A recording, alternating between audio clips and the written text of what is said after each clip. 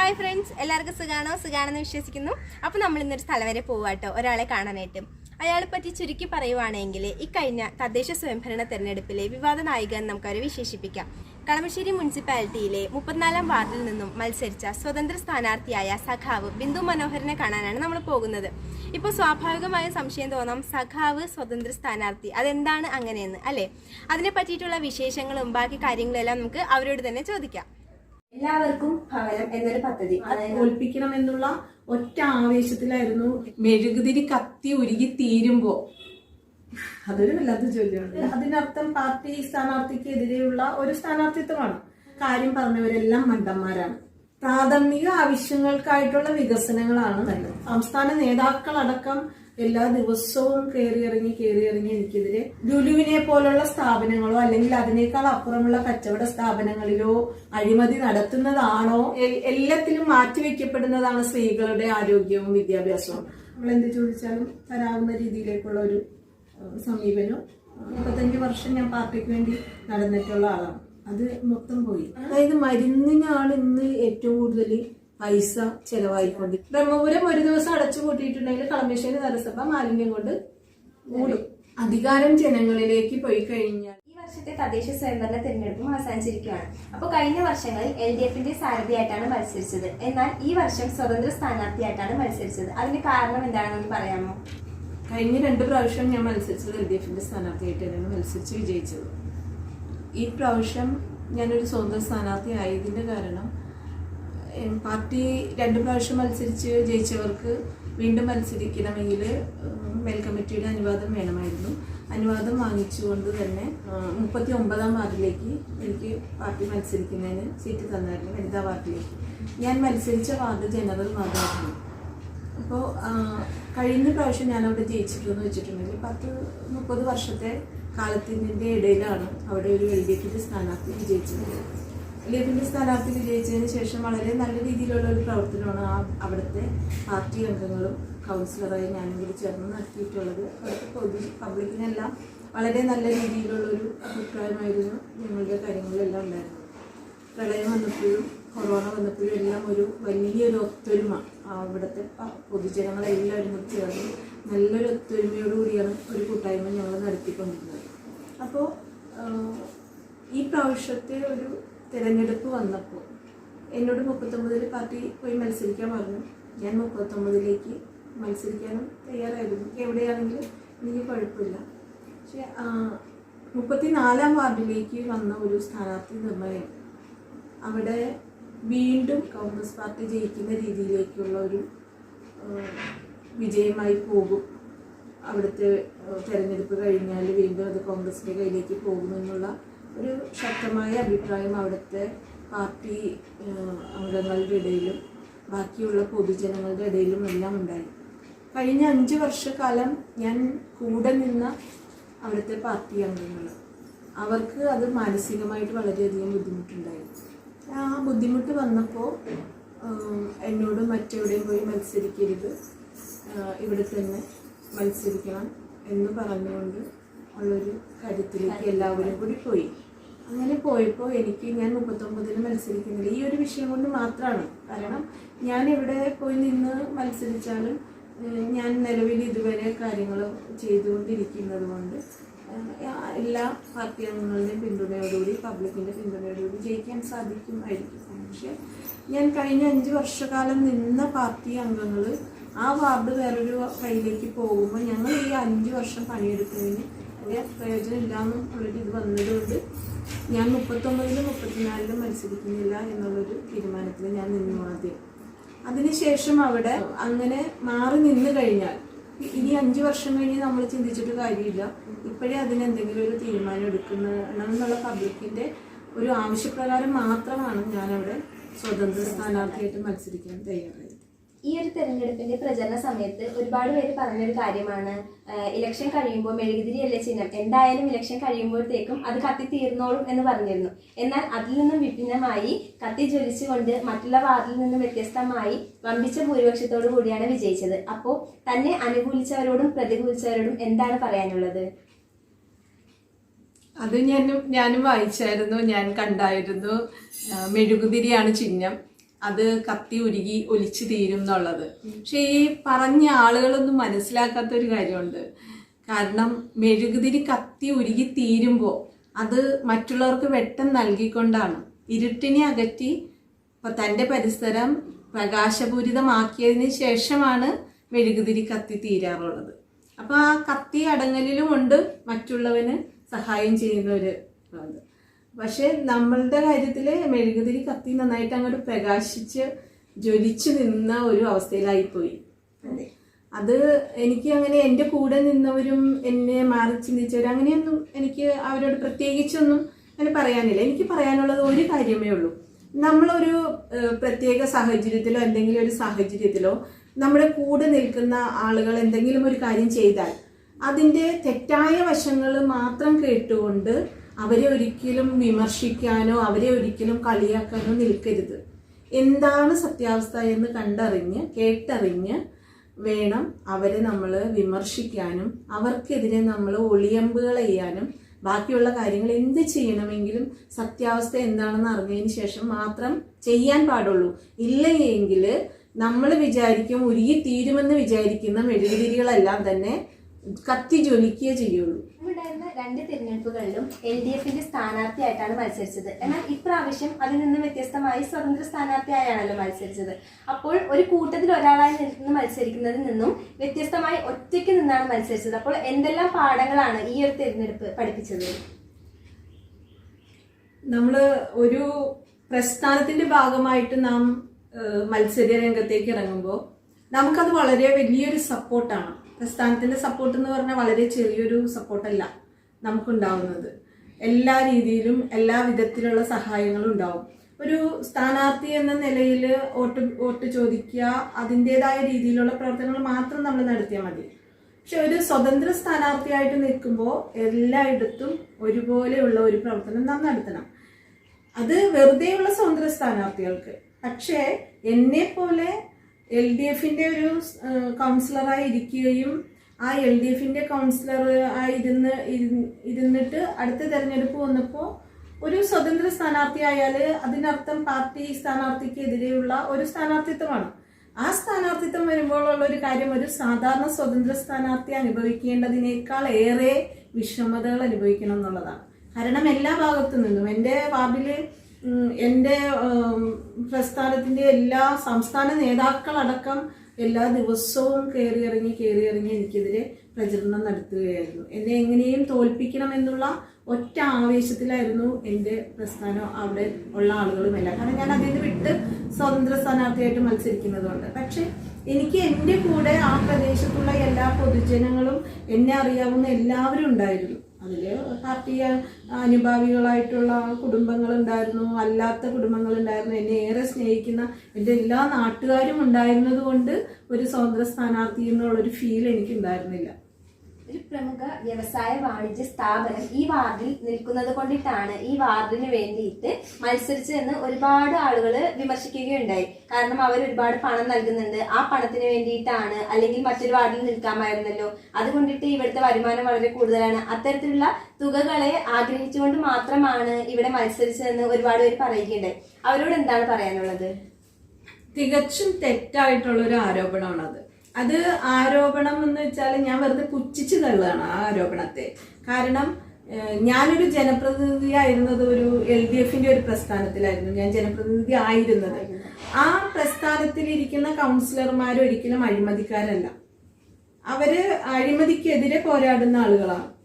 പിന്നെ ഇപ്പോൾ ഇങ്ങനൊരു ആരോപണം ഒത്തിരി പേര് പറഞ്ഞു. ഞാൻ 34-ൽ തന്നെ വാശി പിടിച്ച് 34-ൽ ഞാൻ മത്സരിക്കുന്നു, അത് ലുലുവിനെ പോലുള്ള സ്ഥാപനങ്ങൾ, കച്ചവട സ്ഥാപനങ്ങൾ അവിടെ ഉള്ളത് കൊണ്ടാണ് എന്ന് പറഞ്ഞ് എന്നെ ആക്രമിച്ചവർ ഒത്തിരി പേരാണ്. പക്ഷെ ഞാൻ ആ സമയത്തൊന്നും എതിർത്തൊന്നും പറഞ്ഞില്ല.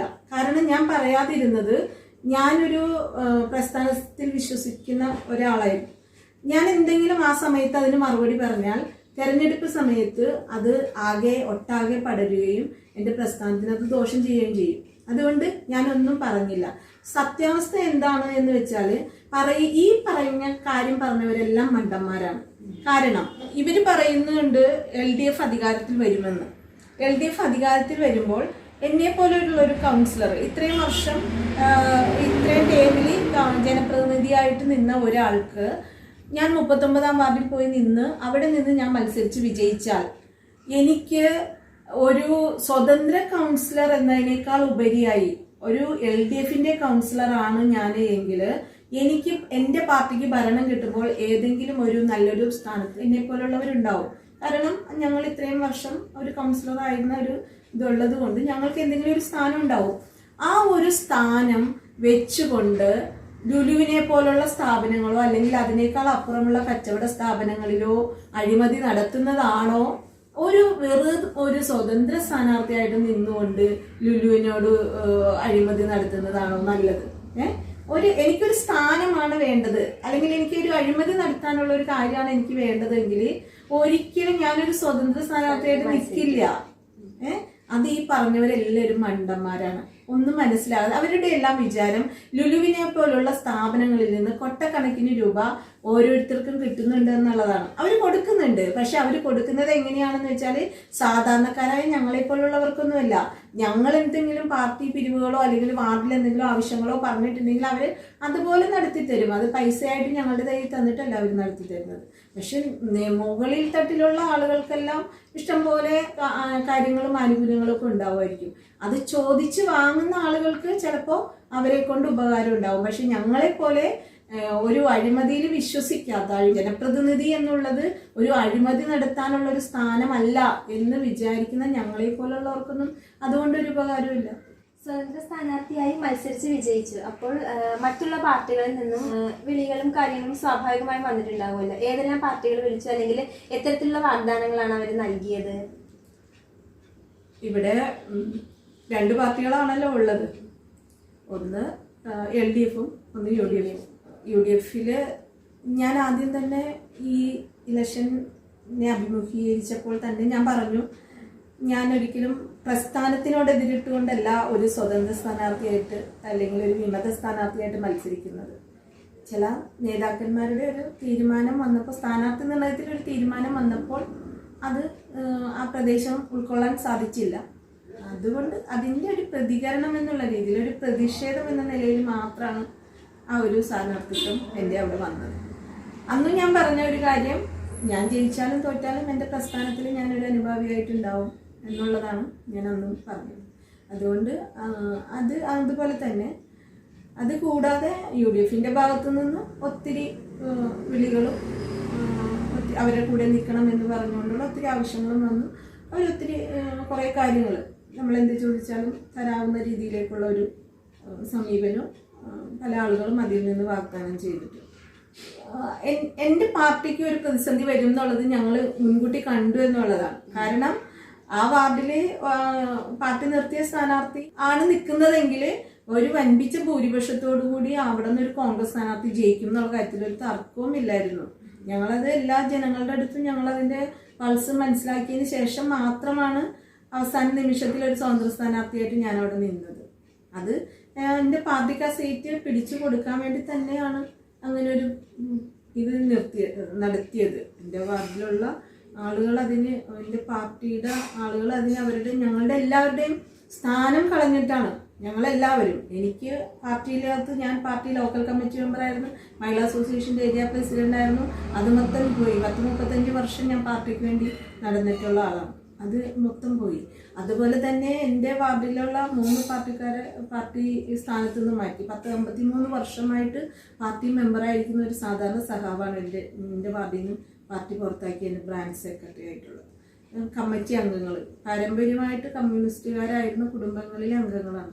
അവരെല്ലാം പാർട്ടി പുറത്താക്കി. ഞങ്ങളുടെ എല്ലാം ഇത്രയും നാളത്തെ എല്ലാ പ്രയത്നവും കളഞ്ഞ് നിഷ്ഫലമായി. ഒരു നിമിഷം കൊണ്ട് ഞാനൊരു സ്വതന്ത്ര സ്ഥാനാർത്ഥിയായപ്പോൾ ഞാൻ അടക്കമുള്ള ആളുകളുടെ ഇതാണ് പോയത്. എന്നിട്ടും ഞങ്ങൾ പിടിച്ചു നിന്നത് ഞങ്ങളുടെ പ്രസ്ഥാനത്തിന് ഞങ്ങളെ കൊണ്ട് ആവശ്യം വരും. ആ ഒരു പ്രതിസന്ധി ഘട്ടത്തിൽ ഞങ്ങളുടെ പ്രസ്ഥാനത്തിന് ഞങ്ങളെ കൊണ്ട് ആവശ്യം വരും എന്നുള്ളത് കൊണ്ട് മാത്രമാണ് ഞങ്ങളെല്ലാവരും എല്ലാ സ്ഥാനവും തികച്ചുകൊണ്ട് ഞങ്ങൾ അവിടെ പിടിച്ചു നിന്നത്. അതുകൊണ്ട് തന്നെ ഇപ്പോൾ LDFന് ഭരിക്കുന്നതിന് സ്വതന്ത്ര സ്ഥാനാർത്ഥികളുടെ പിന്തുണ ആവശ്യമായി വന്ന ഒരു സാഹചര്യത്തിൽ ഏറ്റവും വലിയൊരു സഹായം എൻ്റെ പാർട്ടിക്ക് ചെയ്യാനായിട്ട് സാധിച്ചു എന്നുള്ളതാണ്. ഇപ്പോൾ കളമശ്ശേരി മുനിസിപ്പാലിറ്റിയിൽ ഇതിലും കൂടുതൽ ഭൂരിപക്ഷം LDF കിട്ടിയേനെ എന്ന് പറയുന്നുണ്ട്. അപ്പോൾ പലയിടത്തും ഇതുപോലെ സ്ഥാനാർത്ഥി നിർണയത്തിലുള്ള വീഴ്ചകൾ വന്നിട്ടുണ്ടെന്ന് വിശ്വസിക്കുന്നുണ്ടോ അല്ലെങ്കിൽ തോന്നുന്നുണ്ടോ? സ്ഥാനാർത്ഥി നിർണയം നല്ല രീതിയിലെല്ലാം LDF നടത്തിയിട്ടുണ്ട്. ചില സ്ഥലങ്ങളിലുള്ള ചില പോരായ്മകളുണ്ട്, അത് തുറന്നു പറയാതിരിക്കാൻ സാധിക്കില്ല. സാധാരണഗതിയിൽ കുറച്ചുകൂടി ആലോചിച്ചുകൊണ്ട് കുറച്ചുകൂടി സ്ഥാനാർത്ഥി നിർണയത്തിൽ ഒരു ചെറിയ കാര്യങ്ങളെല്ലാം ചേഞ്ചുകളെല്ലാം വരുത്തിയിരുന്നെങ്കിൽ നമ്മൾ നമ്മുടെ താഴെത്തട്ടിലുള്ള ആളുകളുടെ അഭിപ്രായം മുഖവിലേക്ക് എടുത്തുകൊണ്ട് ആ പ്രദേശത്തിന് ആവശ്യമായ രീതിയിൽ മാറ്റങ്ങൾ കൊണ്ടുവരാൻ സാധിക്കുന്നവരെ നമ്മൾ കൊണ്ടുവന്നിരുന്നെങ്കിൽ ഇതിനേക്കാളും കുറച്ചുകൂടി സീറ്റുകൾ കൂടുതൽ പിടിച്ചുകൊണ്ട് LDF അധികാരത്തിൽ വരാൻ സാധിക്കുമായിരുന്നു. ചില സ്ഥലങ്ങളിലെല്ലാം ഒരു വീണ്ടും വിചാരമില്ലാത്ത രീതിയിൽ ആയിപ്പോയോ എന്നുള്ളൊരു സംശയമുണ്ട്. പാർട്ടി എടുത്ത തീരുമാനങ്ങൾ തെറ്റാണെന്നല്ല പറയുന്നത്. പാർട്ടി എടുത്ത തീരുമാനങ്ങളെല്ലാം കറക്റ്റ് ആയിരിക്കും, അവരുടെ ആംഗിളിൽ നിന്ന് നോക്കിയാൽ കറക്റ്റ് ആയിരിക്കും. പക്ഷെ പൊതുജനങ്ങൾക്ക് അത് അല്ലാതെ വന്നതിലുള്ള ചില പോരായ്മകൾ ചില വാർഡുകളിൽ പ്രതിഫലിച്ചിട്ടുണ്ട്. അതുകൊണ്ട് തന്നെ ആ വാർഡുകളെല്ലാം ബുദ്ധിമുട്ടായി പോയിട്ടുണ്ട്. 25 വർഷത്തെ UDF ഭരണത്തിന് ശേഷം LDF ഭരിക്കുമോ ഭരിക്കില്ലേ എന്നുള്ളൊരു അനിശ്ചിതത്വത്തിൽ നിൽക്കുകയാണ്. അപ്പോൾ എന്താണ് തോന്നുന്നത്? LDF തന്നെ അധികാരത്തിലേറുമെന്നാണോ അല്ലെങ്കിൽ UDF ഭരണത്തിലേറുമെന്നാണോ തോന്നുന്നത്? എൻ്റെ മനസ്സിലുള്ള തോന്നൽ LDF തന്നെ അധികാരത്തിൽ വരും എന്നുള്ളതാണ് എനിക്ക് തോന്നുന്നത്. 3 സ്വതന്ത്ര സ്ഥാനാർത്ഥികളാണ് ഉള്ളത്. അതിൽ ഒരാൾ ഇടതുപക്ഷത്തോട് ചായ്വുള്ളതും ഒരാൾ മുസ്ലിം ലീഗ്, ഒരാൾ കോൺഗ്രസ്. അങ്ങനെ വരുമ്പോൾ പക്ഷേ UDF ആകാനല്ലേ സാധ്യത കൂടുതൽ? നമ്മുടെ സ്വതന്ത്ര സ്ഥാനാർത്ഥികളായിട്ട് നമുക്ക് എങ്ങനെ വേണമെങ്കിലും തീരുമാനിക്കാം. ഇപ്പോൾ എൻ്റെ കാര്യം ഞാൻ പറഞ്ഞത്, ഞാൻ LDF നിൽക്കാൻ ഞാൻ ആഗ്രഹിക്കുന്നതും LDF പ്രവർത്തിക്കണമെന്ന് ഞാൻ തീരുമാനിക്കുന്നതും ഞാൻ നിന്നതൊരിക്കലും എൻ്റെ പാർട്ടി എന്നോട് വേറെയുള്ള രീതിയിലുള്ള ഒരു പെരുമാറ്റം ചെയ്തതുകൊണ്ടല്ല. എൻ്റെ പാർട്ടി എനിക്ക് സീറ്റ് തന്നതാണ്. 39-ാം വാർഡിൽ പോയി എന്നോട് മത്സരിക്കാൻ പറഞ്ഞതാണ്. അവിടെ പോയി മത്സരിച്ച് അവിടെ ഒരു സിറ്റിംഗ് വാർഡായിരുന്നു, LDF വാർഡാണ്. അവിടുത്തെ കൗൺസിലർ നല്ല രീതിയിൽ പ്രവർത്തനങ്ങൾ നടത്തിയിട്ടുണ്ട്. ഞാൻ അവിടെ കുറച്ച് ഭാഗത്തെല്ലാം ഈ 34-ാം വാർഡിനോട് ചേർന്നുള്ള ഭാഗത്തെല്ലാം അവിടെ പ്രവർത്തനം ഉണ്ടായിരുന്നതാണ്. അതൊക്കെ കൊണ്ട് തന്നെ 39-ൽ പോയി എനിക്ക് മത്സരിക്കാൻ വേണ്ടി സീറ്റ് തന്നതാണ്. എല്ലാ സഹായവും പാർട്ടി ചെയ്തു തരുമായിരുന്നു.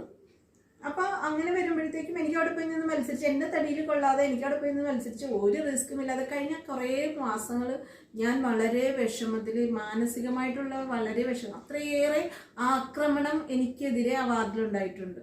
അത്രയേറെ അഴിമതി കഥകൾ, ആരോപണങ്ങൾ ഒരു സ്ത്രീ ആണെന്ന് പോലും വെക്കാതെ എനിക്കെതിരെ ഉണ്ടായിട്ടുണ്ട്. ഈ തെരഞ്ഞെടുപ്പ് കാലയളവിൽ ഞാനവിടെ ഒരു സ്വതന്ത്ര സ്ഥാനാർത്ഥിയായി മത്സരിച്ചു എന്ന് പറഞ്ഞത് കൊണ്ട് തന്നെ എത്രയോ മാത്രം ആളുകളാണ് അവിടെ വന്ന് ഏതെല്ലാം രീതിയിലുള്ള പ്രസംഗങ്ങൾ നടത്തിയിട്ടുള്ളത്, ഓരോ കാര്യങ്ങൾ ചെയ്തിട്ടുള്ളത്. അത് പാർട്ടിക്കെതിരായ ഒരു സ്ഥാനാർത്ഥിയെ ഞാൻ മത്സരിച്ചിരുന്നത് കൊണ്ടാണ്. ഈ പാർട്ടി എനിക്ക് സീറ്റ് തന്നതാണ്. പാർട്ടി എനിക്ക് സീറ്റ് തന്നപ്പോൾ ഞാൻ ഒന്നും അറിയാതെ അവിടെ പോയി നിന്ന് മത്സരിച്ച് ജയിച്ച് പാർട്ടിയുടെ ഭാഗമായിട്ട് അങ്ങോട്ട് പോയാൽ മതിയായിരുന്നു. പക്ഷേ മറ്റുള്ള ആളുകൾ, അപ്പോൾ എനിക്ക് ഇതുവരെ കിട്ടേണ്ട പരിഗണനകളും എനിക്ക് തരേണ്ട സംരക്ഷണവും എല്ലാം എൻ്റെ പാർട്ടി എനിക്ക് തന്നിട്ടുണ്ട്. എൻ്റെ പാർട്ടി എനിക്ക് തന്നത് ഞാൻ വിട്ടുകളഞ്ഞെന്ന് വെച്ചാൽ 39-ൽ ആര് നിന്നാലും ജയിക്കും എന്നുള്ളൊരു പ്രവണതയുണ്ട്. കാരണം അത് നമ്മുടെ ഒരു സീറ്റാണ്, അതുകൊണ്ട് അവിടെ ആര് നിന്നാലും ജയിക്കും. പക്ഷെ 34-ൽ ഒരു കോൺഗ്രസ് നമ്മൾ 5 വർഷം ഭരിച്ച് എല്ലാ തരത്തിലും നല്ലൊരു കൗൺസിലർ, നല്ലൊരു കൂട്ടായ്മ രൂപീകരിച്ച സ്ഥലത്ത് ഒരു കോൺഗ്രസ് വൻപിച്ച ഭൂരിപക്ഷത്തിൽ പോകുമ്പോൾ അത് മാനസികമായിട്ടൊരു കൗൺസിലർ എന്ന നിലയിൽ നമുക്ക് നാണക്കേടാണ്. അതുകൊണ്ട് ആണ് ഞാൻ നിന്നത് 34-ൽ തന്നെ നിന്നത്. 39-ൽ നിൽക്കുന്ന ആൾ ജയിച്ചോട്ടെ, 34-ലും കൂടി നിന്നാൽ ആ സീറ്റ് കൂടി പാർട്ടിക്ക് ആവുമെന്നുള്ളൊരു മനോഭാവത്തിലാണ് ഞാൻ നിന്നത്. പക്ഷേ മറ്റുള്ള സ്വതന്ത്ര സ്ഥാനാർത്ഥികൾ അതുപോലെയല്ല. അവർക്ക് അവരുടെ പാർട്ടി സീറ്റ് നിഷേധിച്ചത് കൊണ്ടാണ് അവർ നിന്നത്. എനിക്ക് എൻ്റെ പാർട്ടി സംരക്ഷണം തന്നിട്ടും ഞാൻ അവിടെയുള്ള ആ പ്രദേശത്തുള്ള പാർട്ടി സഖാക്കളുടെയും കുടുംബാംഗങ്ങളുടെയും മറ്റുള്ള പൊതുജനങ്ങളുടെയും താല്പര്യം കൊണ്ട് മാത്രം ഞാൻ 34-ൽ സ്വതന്ത്ര സ്ഥാനാർത്ഥിയായതാണ്. മറ്റുള്ള രണ്ടുപേരും അങ്ങനെയല്ല. മറ്റുള്ള രണ്ടുപേരും അവരുടെ പ്രസ്ഥാനം അവർക്ക് അർഹമായ പരിഗണന കൊടുക്കാത്തത് കൊണ്ട് അവരവിടെ സ്വതന്ത്ര സ്ഥാനാർത്ഥികളായിട്ട് നിന്നതാണ്. മനസ്സിലായില്ലേ? അതാണ് ഈ രണ്ട് ഇതിന്റെ വ്യത്യാസം. അപ്പൊ അതുകൊണ്ട് അവർക്ക് അർഹിക്കാത്ത സ്ഥാനം കൊടുക്കാത്ത പാർട്ടിയിലേക്ക് വീണ്ടും അവർ പോയി കഴിഞ്ഞാൽ അവർക്ക് സംരക്ഷണം കിട്ടുമെന്നുള്ള കാര്യത്തിൽ എന്തെങ്കിലും ഉറപ്പുണ്ടോ? അതേ ഉള്ളൂ ഇവിടുത്തെ ഒരു ചോദ്യം. ജനങ്ങളുടെ പൾസ് മനസ്സിലാക്കി ജനങ്ങൾ വിചാരിക്കുന്ന രീതിയിൽ, അല്ലെങ്കിൽ ആ സ്ഥലങ്ങളിലെല്ലാം അവരുടെ പാർട്ടിക്കാർ ജയിച്ചാൽ പോരായിരുന്നു. അപ്പൊ ജനങ്ങളുടെ വികാരം അതിനെതിരായതുകൊണ്ടാണ് അവിടെയെല്ലാം സ്വതന്ത്ര സ്ഥാനാർത്ഥിയായിട്ട് അവർ ജയിച്ചത്. അപ്പോൾ അത് അവര് പ്രയോജനപ്പെടുത്തണം എന്നുള്ളതാണ് അതുകൊണ്ടാണ് ഞാൻ വിശ്വാസം അർപ്പിക്കുന്നത്. LDF ഭരണത്തിലേക്ക് വന്നു കഴിഞ്ഞാൽ പ്രധാനപ്പെട്ട വാഗ്ദാനങ്ങളിൽ ഒന്നാണ് സമ്പൂർണ്ണ ഭവന പദ്ധതി. എല്ലാവർക്കും ഭവനം എന്നൊരു പദ്ധതി. അത് ഇത്രയും ജനസാന്ദ്രതയുള്ള ഈ ഒരു മേഖലയിൽ അത് എത്രത്തോളം പ്രായോഗികമാണ് എന്നാണ് തോന്നുന്നത്?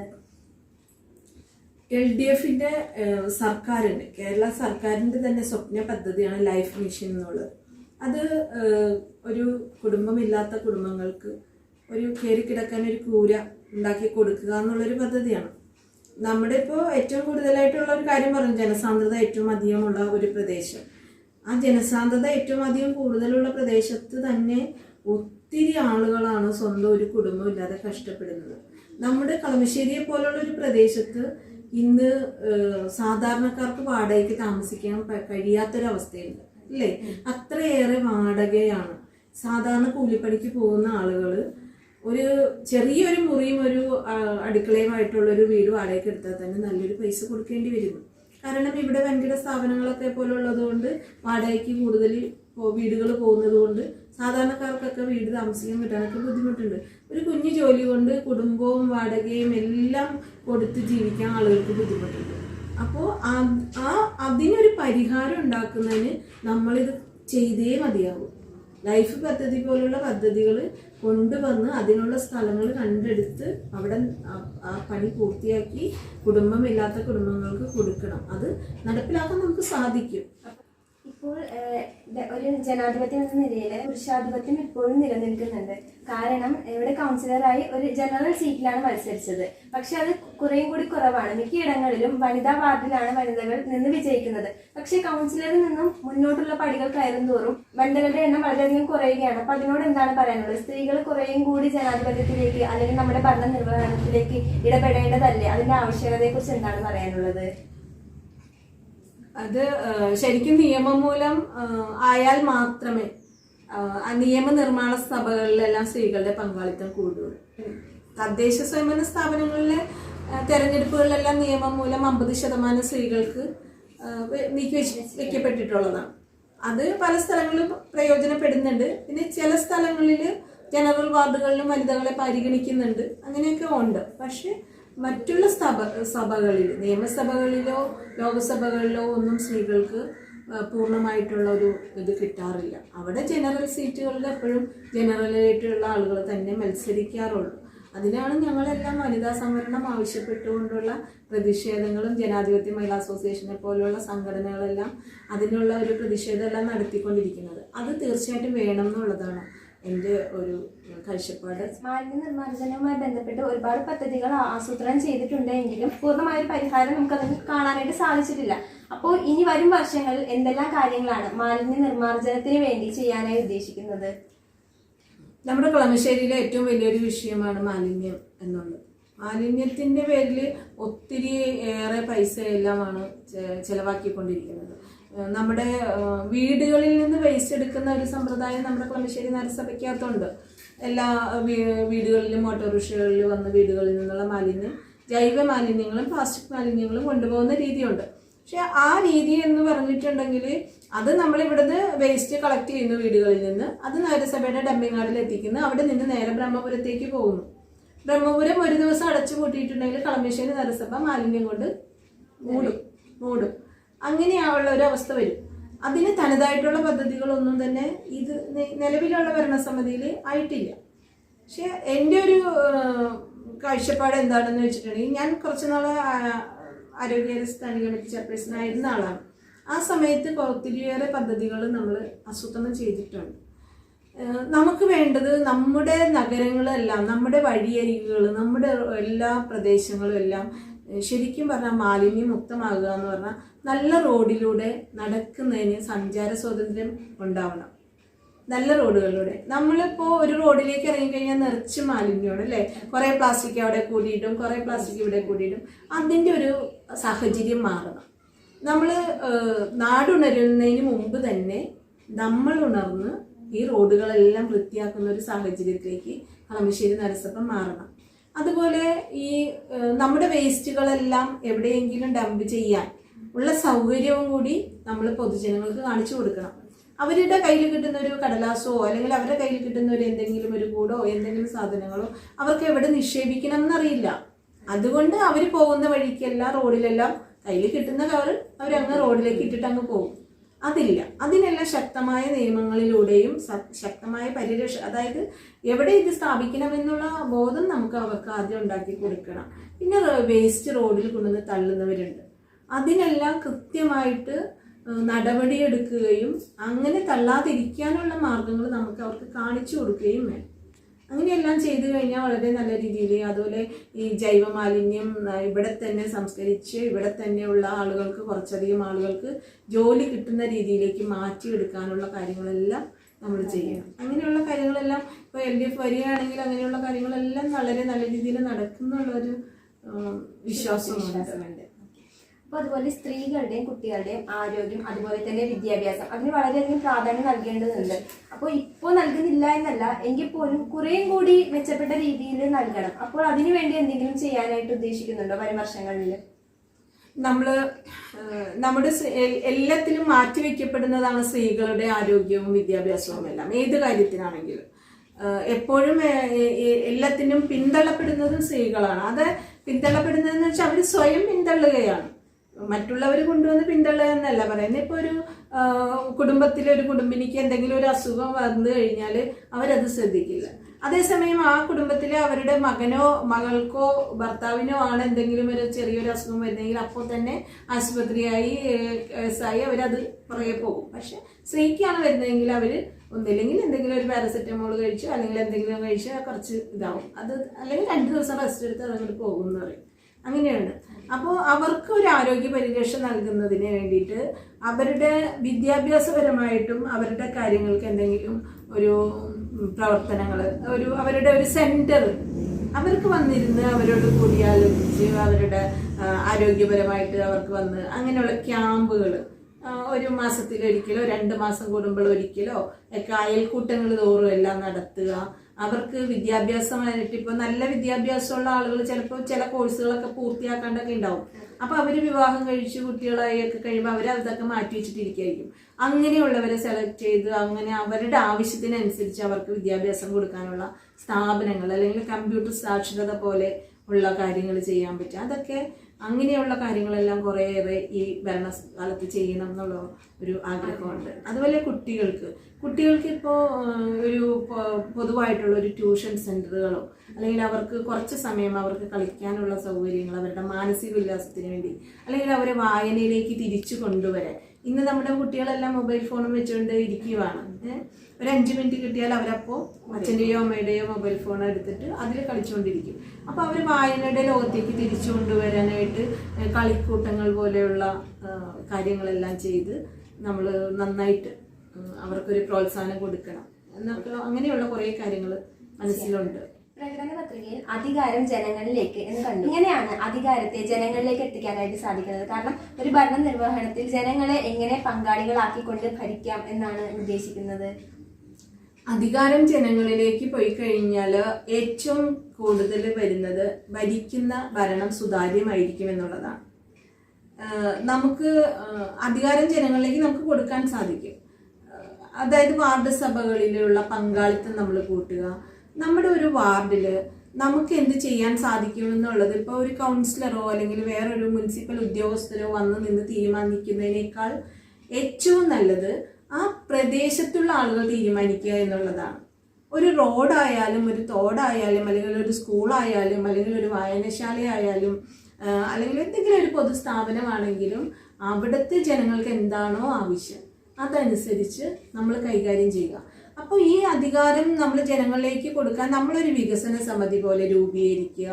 അത് രൂപീകരിച്ചു കഴിഞ്ഞാൽ ആ പ്രദേശത്തുള്ള അവർക്ക് പല മേഖലകളിൽ വിദഗ്ധരായിട്ടുള്ള ആളുകളുണ്ട്. നമ്മളൊരു കൗൺസിലർ ആവുന്നത് ജനങ്ങളുടെ പൊതുവികാരം മാനിച്ച് അവരെ വോട്ട് ചെയ്ത് നമ്മൾ ജയിപ്പിക്കുന്നതാണ് നമ്മളൊരു കൗൺസിലർ ആവുന്നത്. പക്ഷെ നമുക്ക് എല്ലാ മേഖലകളിലും പ്രാവീണ്യമുള്ളവരല്ല. പല മേഖലകളിലും പ്രാവീണ്യമുള്ള പല ആളുകളും നമ്മുടെ വാർഡുകളിലുണ്ട്. കൂലിപ്പണിക്കാരുണ്ടാവും, ഉദ്യോഗസ്ഥന്മാരുണ്ടാവും, ബിസിനസ്സുകാരുണ്ടാവും, പബ്ലിക്കായിട്ട് പൊതുപ്രവർത്തകരുണ്ടാവും. അപ്പൊ ഇവരെല്ലാവരെയും കൂടി നമ്മൾ ഒരുമിച്ച് കൂട്ടിയിട്ട് ഒരു സമിതി ഉണ്ടാക്കി നമുക്ക് കിട്ടുന്ന അധികാരം നമ്മൾ അവരിലേക്ക് കൊടുത്ത് അവരിലൂടെ നമ്മളിത് നടപ്പിലാക്കിയാൽ തീർച്ചയായിട്ടും നമുക്ക് സുതാര്യമായി അഴിമതിരഹിതമായിട്ടുള്ള ഒരു ഭരണം ജനങ്ങളുടെ ആവശ്യത്തിനനുസരിച്ച് കാഴ്ചവെക്കാൻ നമുക്ക് സാധിക്കും. പിന്നെ 5 വർഷം കൗൺസിലറായി ഭരിച്ചു. അപ്പോൾ കോവിഡ്, അതുപോലെ തന്നെ പ്രളയം തുടങ്ങിയ ഒരുപാട് പ്രതിസന്ധികൾ തരണം ചെയ്യേണ്ടതായി വന്നു. അപ്പോൾ ഒരു പൊതുപ്രവർത്തക എന്ന നിലയിൽ മനസ്സിനെ വല്ലാതെ സ്വാധീനിച്ച അല്ലെങ്കിൽ മനസ്സിനെ ആഴത്തിൽ സ്പർശിച്ച ഒരു അനുഭവം ഞങ്ങളെ പങ്കുവയ്ക്കാമോ? നമ്മൾ ഈ പ്രളയം വല്ലാതെ ബാധിച്ചൊരു പ്രദേശമാണ് എൻ്റെ പ്രദേശം. ആ പ്രദേശത്ത് പ്രളയം വന്ന സമയത്ത് നമുക്കിത് കേട്ടറിവ് വായിച്ചുള്ള അറിവുകൾ മാത്രമേ ഉള്ളൂ. നൂറ്റാണ്ടുകൾക്ക് മുമ്പ് ഇതുപോലെ പ്രളയം വന്നിട്ടുണ്ട് എന്നുള്ളത്. അപ്പോൾ എന്ത് ചെയ്യണമെന്ന് പകച്ചു നിൽക്കുന്ന ഒരു അവസ്ഥയിൽ ഒരേ സമയത്തും വെള്ളം കയറിക്കൊണ്ടിരിക്കുകയാണ്. ആളുകളെല്ലാം കയറുന്ന വെള്ളം ഇപ്പം തന്നെ ഇറങ്ങി പോകുമെന്ന് പറഞ്ഞിട്ട് അവിടെ തന്നെ നിൽക്കുകയാണ്. ആ സമയത്ത് ആണ് കഴുത്തറ്റം വെള്ളത്തിൽ മുങ്ങിയിട്ടും അവിടെയുള്ള കുറേ കുട്ടികൾ, ഒരു ഫ്രണ്ട്സ് കൊല്ലമുറി എന്ന് പറഞ്ഞിട്ടുള്ള ഒരു സംഘടനയുടെ കുട്ടികൾ ഓടി വരികയും DYFI പ്രവർത്തകർ അവരെല്ലാവരും കൂടി ഓടി വന്ന് ഞങ്ങൾ ബിരിയാണി ചെമ്പ്, വേറെ ഒന്നുമില്ല, എന്ത് ചെയ്യണമെന്നറിയില്ല, ആ ഒരു ബിരിയാണി ചെമ്പ് എടുത്ത് ഞങ്ങൾ അതിൻ്റെ ഉള്ളിൽ ആളുകളെ ഇരുത്തി വലിച്ചു നീന്തി കൊണ്ടുപോയി രക്ഷപ്പെടുത്തി കുറേയേറെ ആളുകളെ. അപ്പോൾ അതിൽ ഒന്നുമില്ല, ജാതിയില്ല, മതമില്ല, പണമില്ല, ഒന്നും ഇല്ലാത്തവനും ഒരു കുപ്പി വെള്ളത്തിന് വേണ്ടി ബുദ്ധിമുട്ടുന്നു. എല്ലാ ബാങ്കിലെല്ലാം ഇഷ്ടംപോലെ പൈസയുണ്ട്, പക്ഷെ ഒരു നേരത്തെ ഭക്ഷണം കഴിക്കാനോ ഇതൊന്നും എടുത്ത് ചെലവാക്കാനോ അവർക്ക് കഴിയാത്തൊരവസ്ഥ. ആ ഒരു അവസ്ഥയിൽ ഇത്രയും കൂട്ടായ്മയോടുകൂടി നിന്ന് എല്ലാവരും കൂടി ഇങ്ങനെ ഇത് ചെയ്തത് എനിക്ക് എൻ്റെ മനസ്സിനെ വല്ലാണ്ട്. കാരണം ഇതാണ് സാഹോദര്യം, ഇതാണ് നന്മ. നമ്മുടെ സ്വന്തം ജീവൻ പോലും നോക്കാതെ നമ്മുടെ സഹോദരങ്ങൾ ഇറങ്ങി നിന്ന് വെള്ളത്തിൽ നിന്ന് എന്നോടൊപ്പം എല്ലാവരും ഒറ്റക്കെട്ടായി നിന്നുകൊണ്ട് ഭക്ഷണം കൊടുക്കാനും ക്ലീൻ ചെയ്യാനും അതൊക്കെ എനിക്ക് വല്ലാണ്ട് എൻ്റെ ആഴത്തിൽ മനുഷ്യ സ്നേഹം ഇതാണെന്ന് മനസ്സിലാക്കി തന്ന കുറേയേറെ നിമിഷങ്ങളാണ്. അതുപോലെ തന്നെയാണ് നമ്മളോട് അത്ര സ്നേഹത്തോടു കൂടി ആളുകൾ നമ്മളിങ്ങനെ നമ്മുടെ നിൽപ്പ് കാണുമ്പോൾ ആളുകൾ അത്ര കഴിച്ചോ കുടിച്ചോ അങ്ങനെയൊക്കെ ഉള്ള ഒരു അതൊരു വല്ലാത്തൊരു ഫീലിംഗ് ആയിരുന്നു. അത് നമുക്കൊന്നും പൈസ കൊടുത്താലൊന്നും കിട്ടുന്നതല്ല അങ്ങനത്തെ സ്നേഹങ്ങൾ. അതുപോലെ ഒരു വീട് തകർന്നു പോയിട്ട് ആ വീട്ടിലുള്ള ആളെ രക്ഷപ്പെടുത്തി വേറെ സ്ഥലത്ത് കൊണ്ടുപോയി താമസിപ്പിച്ചതിന് ശേഷം ഗവൺമെൻറ് 4 ലക്ഷം രൂപ തന്ന് ആ വീട് ഞങ്ങൾ നിന്ന് പണിത് കൊടുത്തു. അവരുടെ കയ്യിൽ നിന്നും ബാക്കി പൈസയും ബാക്കി എല്ലാം ഓരോ സ്ഥലങ്ങളിൽ നിന്നെല്ലാം കാര്യങ്ങൾ ചെയ്തിട്ട് ഞങ്ങൾ ആ വീട് പണിത് കൊടുത്തിട്ട് തളർന്നു പോയ മനുഷ്യൻ ആ ആളെ ആ വീട്ടിൽ കൊണ്ടുവന്ന് താമസിപ്പിച്ചപ്പോൾ അവരുടെ മുഖത്തുണ്ടായിരുന്ന പുഞ്ചിരി അത് ഒരിക്കലും മറക്കാൻ പറ്റില്ല. അതൊക്കെ എന്നെ മനസ്സിനെ വല്ലാണ്ട് കുറേയേറെ നമ്മൾ കഷ്ടപ്പെട്ടുവെങ്കിലും അവരെ ആ കുടുംബത്തിൽ കൊണ്ടുവന്ന് താമസിപ്പിച്ചപ്പോൾ, അതായത് തളർന്ന് കിടക്കുന്ന ഒരാളാണ് അയാൾ, ആ വീട്ടിൽ കിടക്കണം എന്നുള്ളൊരു ഇത് വന്ന് നമ്മളവിടെ കൊണ്ടുവന്ന് താമസിപ്പിച്ചപ്പോഴുള്ള ഒരു സന്തോഷം ഉണ്ടല്ലോ, അവരുടെ മുഖത്ത് കിട്ടുന്ന ആ സന്തോഷം, അതൊന്നും നമുക്ക് എത്ര പണം കിട്ടിയാലും എത്ര ഇത് ഉണ്ടെങ്കിലും നമുക്ക് മറക്കാൻ പറ്റാത്ത കാര്യങ്ങളാണ്. അതൊക്കെ മനസ്സിന് നമുക്ക് വല്ലാതെ ഒലയ്ക്കുന്ന നിമിഷങ്ങളാണ്. ഒരു കൗൺസിലർ എന്ന നിലയിൽ ഞാൻ പറയുന്നതിൽ എന്തിനാണ് മുൻതൂക്കം നൽകുന്നത് എന്ന് പറയുക, അതിനുള്ള കാരണവും ഒന്ന് പറയാം. പണം, സ്ഥാനത്തിനാണ് മുൻതൂക്കം. ഒരു സ്ഥാനം നമ്മുടെ കയ്യിൽ ഉണ്ടെങ്കിൽ നമുക്ക് ഏതൊരാളെയും സഹായിക്കാൻ സാധിക്കും. ഏത് പാവപ്പെട്ടവൻ വന്നാലും അവന് എന്തെങ്കിലും ഒരു ആവശ്യം ഉണ്ടെങ്കിൽ ആ സ്ഥാനം വെച്ച് നമുക്ക് അവനെ സഹായിക്കാൻ നമുക്ക് സാധിക്കും. ജനങ്ങൾ, പാർട്ടി, അതൊരു വല്ലാത്ത ചോദ്യമാണല്ലോ. ജനങ്ങളാണ് ഏറ്റവും വലുത്, ജനങ്ങളാണ്. ജനങ്ങൾക്ക് വേണ്ടി ആണ് പാർട്ടി നിലകൊള്ളുന്നത്. അപ്പോൾ അതിൽ 2 ചോദ്യമില്ല, ജനങ്ങളാണോ വലുത് പാർട്ടിയാണോ വലുതെന്നില്ല. ജനങ്ങൾക്ക് വേണ്ടി നിലകൊള്ളുന്നതാണ് പാർട്ടി. രണ്ടും ഒരേ സമയം നമുക്ക് പ്രധാനപ്പെട്ടതാണ്. വികസനം പ്രാഥമിക ആവശ്യം. പ്രാഥമിക ആവശ്യങ്ങൾക്കായിട്ടുള്ള വികസനങ്ങളാണ് ഏറ്റവും നല്ലത്. വികസനത്തിന് വേണ്ടിയിട്ടുള്ള വികസനമല്ല, പ്രാഥമിക ആവശ്യങ്ങൾ നിറവേറ്റപ്പെടാൻ വേണ്ടിയിട്ടുള്ള വികസനങ്ങൾ, അതായത് ജനങ്ങളുടെ ആവശ്യങ്ങൾ കണ്ടറിഞ്ഞിട്ടുള്ള വികസനങ്ങൾ, അതാണ് നല്ലത്. ഇനി വരുന്ന വർഷങ്ങളിൽ ഇപ്പോൾ പറയുന്നതല്ലാതെ മറ്റുള്ള എന്തെല്ലാം കാര്യങ്ങൾ ചെയ്യണമെന്ന് ആഗ്രഹിക്കുന്നുണ്ട്? നമ്മുടെ പ്രദേശത്ത് ഒത്തിരി പ്രായമായ ആളുകളുണ്ട്. പ്രായമായ ആളുകൾ, അസുഖം മൂലം ബുദ്ധിമുട്ടുന്ന ആളുകൾ, അങ്ങനെയൊക്കെ കുറേ കാര്യങ്ങളുണ്ട്. അവർക്കൊക്കെ വേണ്ടിയിട്ട് എന്തെങ്കിലും നല്ലൊരു പദ്ധതി, അതായത് അവർക്കൊരു ആശ്വാസമാവണം. പകൽ വീടുകൾ പോലെ വീടുകളിൽ ഒറ്റപ്പെട്ടു പോകുന്ന, അതായത് മക്കളെല്ലാം ജോലിക്ക് പോയതിന് ശേഷം വീട്ടിൽ ഒറ്റപ്പെടുന്ന മാതാപിതാക്കളുണ്ട്. ഒന്ന് വർത്തമാനം പറയാൻ അങ്ങനെയൊക്കെ ഉള്ള കുറേ അവസ്ഥയുള്ള ആളുകൾ, അവർക്കെല്ലാം എല്ലാ വിധത്തിലുള്ള സൗകര്യങ്ങളും കൂടി കൊടുത്തുകൊണ്ട്, അവരെ നല്ല സ്നേഹത്തോടു കൂടിയുള്ള പരിചരണങ്ങൾ നൽകിക്കൊണ്ട്, അവർക്ക് അർഹിക്കുന്നതായിട്ടുള്ള എല്ലാ കാര്യങ്ങളും ചെയ്തു കൊടുത്തുകൊണ്ട് കുറച്ച് കാര്യങ്ങൾ, കുറച്ച് സ്ഥാപനങ്ങൾ നമ്മുടെ കളമശ്ശേരി നഗരസഭയുടെ പല ഭാഗങ്ങളിലും ചെയ്യണം. അങ്ങനെ അവർക്കുള്ളൊരു മാനസിക സന്തോഷം ഉണ്ടാക്കി കൊടുക്കാനുള്ള കാര്യങ്ങൾ ചെയ്യണമെന്നും, ഈ രോഗബാധിതരായിട്ട് ഏറ്റവും കൂടുതൽ ബുദ്ധിമുട്ടുന്ന ആളുകളുണ്ട്. അതായത് മരുന്നിനാണ് ഇന്ന് ഏറ്റവും കൂടുതൽ പൈസ ചിലവായിക്കൊണ്ടിരിക്കുന്ന ചില കുടുംബങ്ങൾ, എന്തെങ്കിലും ഒരു അസുഖം വന്നു കഴിഞ്ഞാൽ. അപ്പോൾ അങ്ങനെയുള്ളവർക്ക് യാതൊരു വിധത്തിലുള്ള പൈസ ചിലവുമില്ലാതെ ചികിത്സ കിട്ടുന്ന സൗകര്യം നഗരസഭാ പ്രദേശത്ത് നഗരസഭയിൽ നിന്ന് ചെയ്തു കൊടുക്കണം. അത് ഏറ്റവും നല്ല ചെയ്യാൻ പറ്റുന്ന കാര്യമാണ്. കാരണം നമുക്കൊക്കെ നല്ല വരുമാനമുണ്ട്, നല്ല വരുമാനമുള്ള മുനിസിപ്പാലിറ്റിയാണ്. ആ മുനിസിപ്പാലിറ്റിയിൽ നിന്ന് ഇതുപോലെ ക്ഷേമകരമായിട്ട് ജനങ്ങൾക്ക് ഗുണം കിട്ടുന്ന കാര്യങ്ങൾ ചെയ്തു കൊടുക്കണം എന്നുള്ളൊരു ആഗ്രഹമുണ്ട്. അപ്പോൾ എന്തായാലും ഭാവിയിലെ ആഗ്രഹങ്ങളും അല്ലെങ്കിൽ ഇനി ചെയ്യാനായിട്ട് ആഗ്രഹിക്കുന്ന കാര്യങ്ങളെല്ലാം പൂർണ്ണമായ രീതിയിൽ അല്ലെങ്കിൽ തന്നാൽ കഴിയുന്നതിൻ്റെ അങ്ങേയറ്റം ചെയ്യാനായിട്ട് സാധിക്കട്ടെ എന്ന് ആശംസിക്കുന്നു.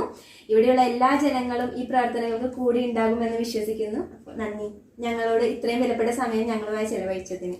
എനിക്കും നന്ദിയുണ്ട്. കാരണം ജനങ്ങളുടെ മനസ്സിലാണ് ജനാധിപത്യം, അത് കണ്ടറിഞ്ഞ ഒരാളാണ് ഞാൻ.